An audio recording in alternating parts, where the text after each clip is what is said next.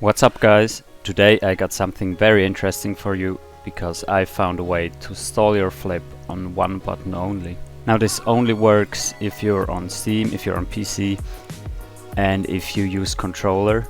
I'm not sure, maybe it's possible for keyboard. Actually I'm pretty sure you could use some kind of macros for it on keyboard, but anyway, on keyboard doing a stall is fairly easy, and on controller you have like more room to mess up.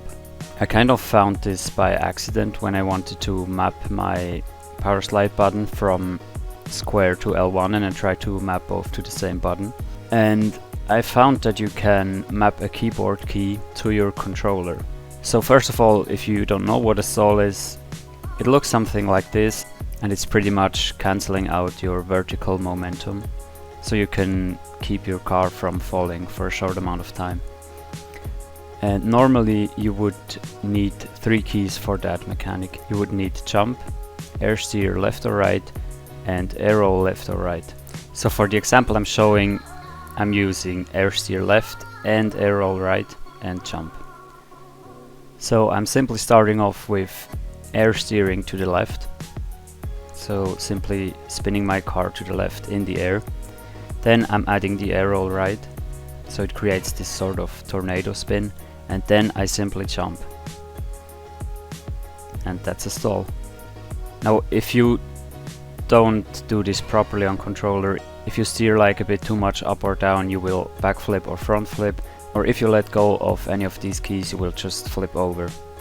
So what I did was I binded my air steer left, my air roll right and my jump to the same keyboard key. Next I went into my Steam settings under controller settings and made sure that I have my Xbox config support on, because I use Xbox controller. Of course if you use another controller you will need the config support for that controller.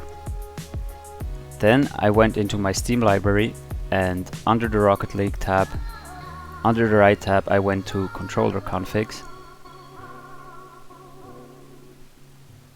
So you got your controller overlay here, you got all the keys, and now the interesting part is that you can bind a keyboard key to any of those controller keys. So just for the video I binded my stall to R3, like it's not very useful there, but it's just for the video. So I went to the right joystick move and under click action I could select any key from my keyboard or mouse to map to my controller. So right here I'm using the P button and I'm mapping it to my R3 on my controller. And that's it. Now you have a perfectly working stall on one single controller key. Now this seems kind of unfair for console users or for keyboard users, so I'm not sure, maybe Psyonix has to look into this, maybe remove this option to bind a stall to your keys. But on the other hand, like, stalling isn't that useful, like it doesn't give you a big advantage in competitive games. But still I think it's pretty unfair that it's only available on PC, and it's nothing that was intended really, I'm pretty sure. But yeah, I found this by accident and I think it's just fair if everyone gets to know it. So yeah, I'm not sure.